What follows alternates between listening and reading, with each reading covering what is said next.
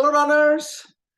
Hope all of you are doing well. This is Coach Bala here, coming to you on the 26th of February. It's a Sunday evening, a beautiful day here after a brutal 2 days of cold days.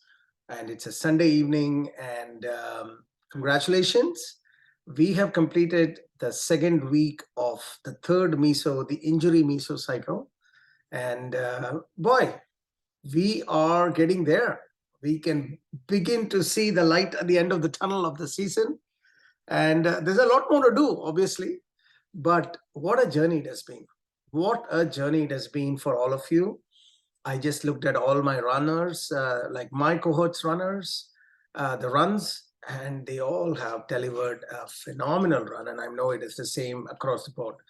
So congratulations, guys. Another week has passed by, and we have one more week for this meso cycle.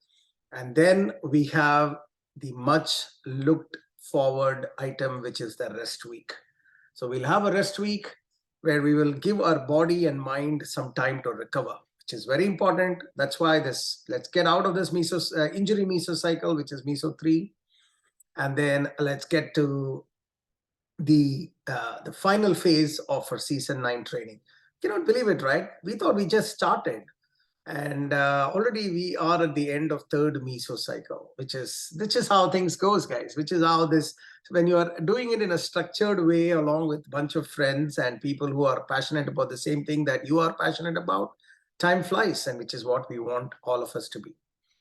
Okay, for today, I have some messages. Before that, I hope that all of you who wanted to order a t-shirt have ordered a t-shirt. Today is the last day. I've sent enough messages. I've given you 3 days, 2 days, 1 day warnings. Today, 10 p.m. PST, we will close it down. We have to source it from different places. We have had about close to 300 orders of t-shirts, which is very nice. If you are in that category that you're looking for having a t-shirt, this is the time to do it. Otherwise, you would miss the bus. It's always good to have the season memorabilia t-shirt. Every season it's very special. We have a tagline, and we work with our fellow runners to design the t-shirt, and then our own kind of designer improves on it and provides a custom design for the tagline for the t-shirt. This time it's going to be red. Let's paint the town red on our race day. That comes from across the globe. When all those pictures come in, it's always so beautiful to see those similar t-shirts being worn with pride and finishing all those runs. So it's always a good feeling. So make that happen. As I said, the week after next week is going to be the rest week. So it'll be nothing. I'll tell you a little bit more in my next weekend message, but there are a few exciting things that are coming our way. First one is we will have the interim State of the Union, which is a tradition in Runner's Eye. For those of you who are coming here for the first time in season 9, every season, somewhere in the middle, all the coaches will get together and host a sort of a State of the Union 1-hour presentation. How things are, how are this going, who are doing what, some key learnings, and then what you can expect going forward, kind of a thing. It's always a fun time to come together and, sort of hear from all the coaches, as well as, do something, just some fun, and, step back and see the journey that we have done thus far. That's really the idea, and start getting ready for the next sort of half of the season, at least from a distance standpoint, even though timing is only 3 weeks or 4 weeks remaining for the season. So that's interim State of the Union. I'll let you know. Most likely it'll be towards the end of rest week, and we will have this.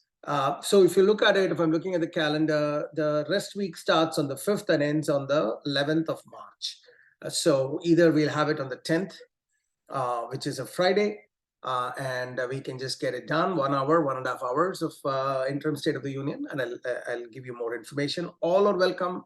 Master runners, light runners, pro runners, all are welcome. We'll send you the link. It'll be a Zoom webinar link, and would love to interact with you or the chat, as well as live on the screen when we are presenting. Please be there. The other one is we also have another tradition, which is going for a couple of seasons now, which is to have a middle of the season party. So before COVID, it used to be a much smaller numbers, and we used to have this party, interim State of the Union meeting, as well as the party used to be together. But of course, with large number of runners now, so we won't be able to do it together. But last time we had it in my house. Till now, it's always been in my house, where all of 40 people RSVP'd and then 120 people came. So it was a good fun. It's always traditionally a potluck dinner and party. We'll have DJ, our own DJ will be there. Our runner DJ will take care of the music and the dance and all that. I think I am inviting all, especially those who are in the New Jersey folks and New Jersey area, tri-state area, mark your calendars. This time we're looking at the 24th of March, which is a Friday evening. There is a community hall that we are looking to book. More details to follow. Akash Bhate is sort of leading the charge on this. So basically what it'll be is we'll have a nice room booked, which can hold up to 150 runners. So I'm hoping that first come, first serve, or we'll figure something out. But 150 runners or 150 folks come in there. Everyone will get potluck, some good stuff, for 4 to 5 people max. So all of you get to 4 or 5 people. We'll have a nice variety of stuff. We'll also have some base biryani or something we'll order. And we come here, get your own drink. You'll all get 1 bottle from your home. Let's have some drinks and let's dance and expend some energy to this wonderful music of our runner and DJ Parth, showing us a good time that evening. So I can't wait to sort of party with all of you and welcome the springtime, guys. This is for New Jersey, of course. Those of you beyond New Jersey, if you guys are excited or your training schedule permits, just join us and we'll have some fun together. So that's another thing that's coming your way, guys. So rest week, an interim State of the Union meeting, as well as a middle of the season party for all of us. Those are the things that are expected. We are taking it a level up, and every season we do something new, and this time they are doing this. Okay, so that's that. And then some messages, as always. So the first one I want to talk about is mental strength. Okay, this is the time when we need to start thinking about mental strength. Last weekend message, I talked about resilience, which is one of the derivatives of mental strength. But this season, I want to touch a little bit on what is mental strength, right? Now, I also sent out a message today or yesterday about running on extreme, or if not extreme, difficult conditions is a good mental strength training run. So basic idea of mental strength is this. When your body needs to take a little bit more effort than what it is used to, or your body is facing, or yourself, you are facing a little bit more resistance or uphill than what you're used to. The first reaction always is, oh man, things are bad. Let me just go and, sort of be safe. That's the first reaction. But what you need to know is that your body and mind are capable of doing a lot more than what your initial instinct is. It is just that you yourself have placed that sort of constraint onto yourself and suddenly things look bad. Now that's the difference between, let's say, a kid, let's take a 3 or 4 year old kid. And if you see, they don't have any constraints. They'll keep playing till the very end. And then after a point of time, they'll get exhausted and they just go and sleep. That's it. But what we do is we don't wait for it, maybe, being wise, we don't wait for it to a point where we can just drop down sleeping. So we sort of cut ourselves a lot earlier than that. But my point about mental strength is when your body or your mind is telling you that, hey, this is it, I can't do it more, that's when you need to get your mental strength gear up. Because 99% of the time, your body actually can do it. It is just that you have put in a little bit of constraint onto yourself through experiences or otherwise. So when you want to develop mental strength, first step is to identify when your body is telling you some constraint and see whether that constraint is really a constraint or is there something else I can do to sort of get over it. That is when mental strength develops. And this ability to challenge that status quo, challenge that constraint that has been given to you by a circumstance is the beginning of the development of mental strength. Now, when you start developing mental strength, that's why you need to develop it. It's like any other physical strength, It's like only when you go into the gym, you'll get those muscles, right? Likewise, only when you sort of get into the act of testing and trying your mental strength out, you will get mental strength. It doesn't just come automatically. So every time there is some kind of an opposing force, you need to think about, is it a good time for me to sort of activate my mental strength exercise regimen, so to speak? Sometimes you'll fail, sometimes you'll succeed. But every time you succeed, your benchmark goes up. Your benchmark on what you can do goes up. This is what will help you when mental strength is not just for running, definitely for running. When you're in this long distance runs, when you're at mile 10 of a half marathon or a mile 4 or 5 of a 10K, or likewise for other races, 20 for full marathon, there will be a time when your body is beginning to sort of get exhausted.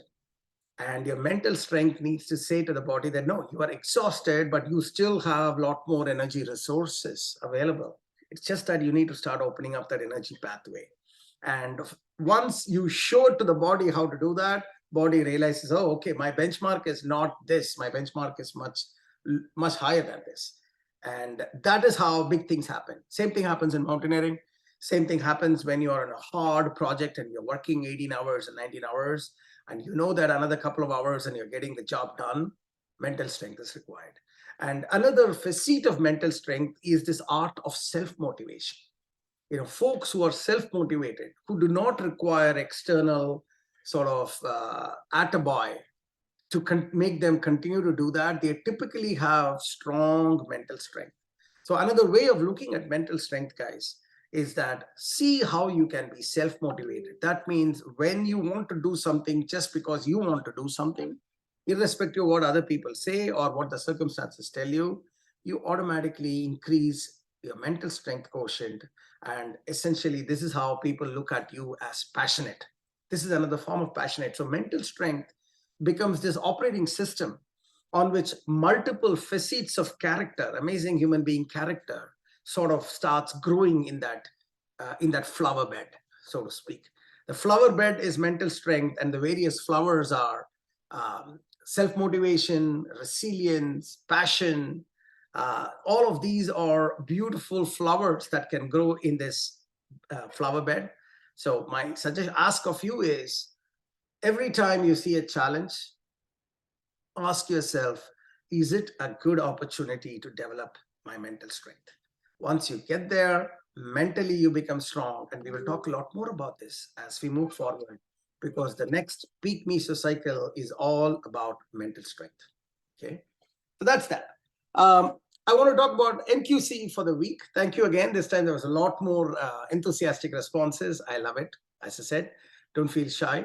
The NQC was about, I had provided a cartoon that basically showed an Empire State Building made of Legos. But on one side of the cartoon was just the Lego pieces, and the other side was a completed construction of the Empire State Building made of these Lego pieces. And the idea here was, if you want to get to Empire State Building, you got to start from here. Or in other words, two messages for you when it comes to running. Doing a fantastic race, whichever is the distance you're doing, if that is Empire State Building, that is built by many small Lego bricks that needs to be on top of one another. And it should be placed in such a way that it's placed with a strong foundation. And once the strong foundation is there, you're constantly putting on additional type of Lego bricks on top, and also putting in more intricate designs of the Lego pieces as we move forward, as we move up. Like right at the bottom, it might be just rectangular Lego pieces, just that's it, nothing much, nothing more. But as you keep moving and as you get the shape of the building, you are getting more and more intricate in your design. And more Lego pieces are being placed on top. And finally, that beautiful edifice is constructed. The messaging here is, the base is filled with bricks that has no specific features. It is just base case stuff, but you're building that first. After you built only, then you realize that just because you built it, the job is not over. You have to continue to build on it. But only thing is, as you build more, you're putting in more and more smaller, more intricate forms of those bricks to complete that edifice. if you think about it, I hope you're assuming you are understanding where I'm going with it. Same thing in the training journey. Unless you put in the bricks of those CP base runs as really in a strong manner, you are not in a position to start putting other types of bricks, other types of runs on top of it to create that beautiful edifice, which is a strong marathon or a long distance day finish. Okay. So if you miss out on all those initial bricklaying day training, then if you either your foundation is weak, so as you keep adding more, it'll just crumble, it will not form a nice shape. Either that happens, or you do not know, or you do not have the energy to keep putting intricate details on top because you do not have the experience of putting one brick on top of another. Okay. You need to have this experience of constant, continuous training in a structured form and base runs very well so that you are ready to start putting more and more bricks. Likewise, guys, as you enter meso 3 or a peak meso cycle, which is meso 4, by now you should be ready and trained for putting those bricks on the weekdays so that you deliver a mini mountain, mini building on the weekend. This is what you are getting trained to. So you keep doing this again and again and again, and very soon you will see you've built this beautiful edifice, built with all these small structures that you do well, and you've done it again and again and again. And as a result, you have a strong foundation. And now that you have a strong foundation, you're also focusing on fine-tuning some of those things to deliver a beautiful edifice. That's my sort of message for you folks. So every time you go and do simple runs, base runs, remember, you're just putting that brick on that Taj Mahal that finally will come out on the other side of the season training. So that's on MQC. The last one I wanted to talk to you about is on my Amazing Human Being series. So I've done 2 of those messages earlier on, my thoughts on sort of an amazing, sort of who's an amazing human being or how to become an amazing human being. In that format, I wanted to introduce to you another concept. And this one was, I attended a coach's party last weekend or this weekend. And one of the runners talked about being a romantic. And it was a very thought-provoking sort of thought process for me. Being a romantic is actually, I think, is a wonderful facet of an amazing human being. And the other runner was talking about, being a romantic is about not just those big boisterous sort of, big ticket items like, come Valentine's Day and fill the bedrooms with flowers, or buy this beautiful, like a diamond necklace or something, or a ring. I mean, those are all also romantic, or being romantic in a romance way. Like when all of us have gone through, let's say, in our teenage age group, or even just before marriage and around marriage, where that is a different type of romance you're talking about. I'm not talking about that. This is about being romantic for life, And she talked about, her understanding of being romantic is doing small things beautifully. That is being romantic. So when you do these small things beautifully, you lay and you create a lasting impression that lasts for a very long time. And when that happens, people look at you and say that you are an amazing human being. That is a connection there. So the way I would sort of explain my thoughts on being romantic is that step 1 of being romantic is, first you need to have an ability to understand what are all those small things that matter to a fellow human being. It could be a spouse, your friend, father, mother, manager at work, employees, peers, it could be anything. But what are the small things that you can do that actually matter to that person? That ability can only come when you care, only when you care. So I would say step 1 of being romantic is an ability to care for others. Okay, you have to develop that. Otherwise, you even recognize the small things that you can do. That's first step. Now, the second step is doing those small things well, delivering those small things. That I would say is being affectionate. Okay. That means you not only care for something and you identify those small things. Big things you can deliver, obviously, but the small things that you identified and you delivered it, and when you deliver it, you're an affectionate person. Let's say you come back, your spouse is hungry, that your spouse is hungry, so you make some good food. Your spouse knows that your spouse is cooking for him or her, and you have a nice. That is also being affectionate. Small things identified and delivered. Now, being romantic is the next level, the final level, which is you identify these small things, you deliver it, but you deliver it in unexpected ways. That's what I would call it as a romantic. There is an element of not doing the unexpected. When you do something unexpected, then you fall into the category of being romantic. And when you are romantic and when you do these things, especially for your spouses and friends, you become an amazing human being. It's so easy. And being romantic is something that comes from your heart, and so you need to care first. And then you need to know what you want to give. And then you give it in a way that surprises the other person, that because they haven't expected you, small things. Like this person was telling about a beautiful example where the other person who she referred to as romantic was, whenever she used to feel a little, disappointed or like a little depressed in life, the other person will come and show her a picture of her youth with her parents or friends that he has collected, and just show to up her mood. Now, that she doesn't expect that, but she remembers it for a very long time, because the feeling that it gave to her, that, hey, this person not only cares, he did something that will up my mood, and he did it at a time when I never expected.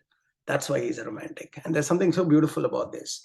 And we can apply this to everywhere, literally everywhere. When is the last time, you should ask yourself, when is the last time you cared, you were affectionate, and then you packaged it as a romantic person? And I ask myself, and I'm thinking of giving at least one or two such romantic surprises to people around me. Because I want to be in the quest of becoming an amazing human being.